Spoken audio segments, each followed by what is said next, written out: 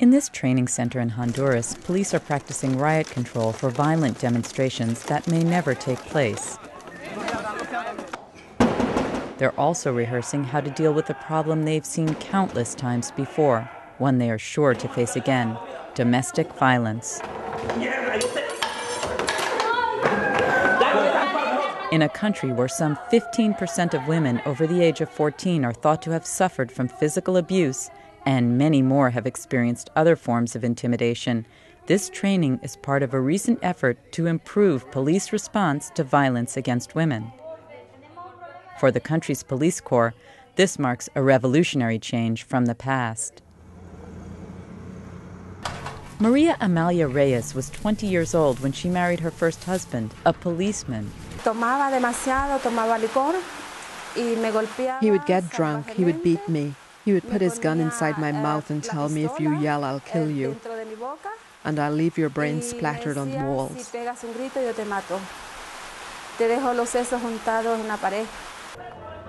Things began to change in Honduras when a law aimed at protecting women from violence was passed in 1998.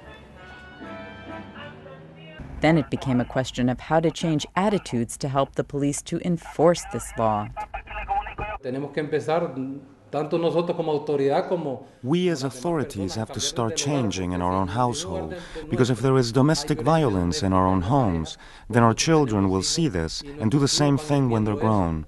So if we don't change this mentality, it will never end. The country's police academies currently graduate 1,400 officers each year. Many are women, and all, regardless of gender or seniority, have received several years of classroom training on domestic violence. The curriculum is designed by the National Institute for Women with support from the United Nations Population Fund. The country's first police officer with a master's degree in gender and education is Doris Cortez. It's a very relevant topic these days because the police have always had to deal with all types of violence, except that before there was no law that treated domestic violence as a crime. Now we are available on immediate notice to whoever calls.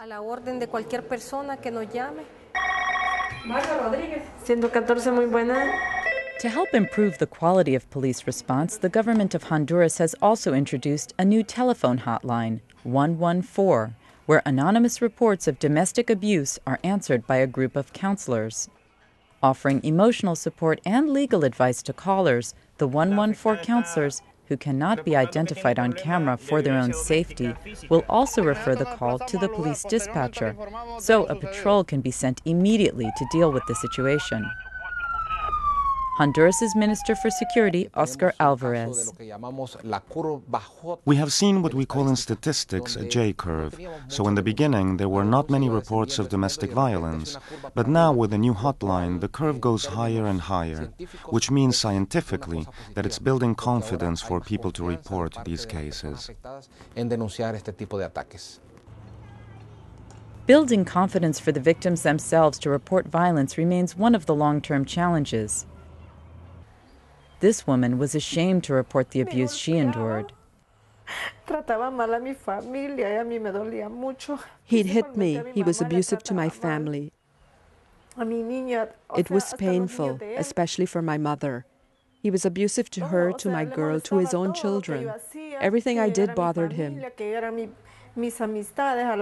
I couldn't have anybody visit me in the house. And yes, I did suffer a lot for 9 years.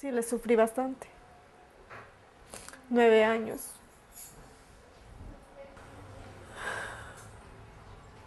Her husband, now dead from AIDS, has left her infected with HIV. Our struggle is above all just for survival in this country, Honduras, because our history is based in the macho culture of the men and the sacrifice of us women. The underlying causes of despair, like poverty and the country's painful history of violence among family members, will not be erased by police training. But it's a good start.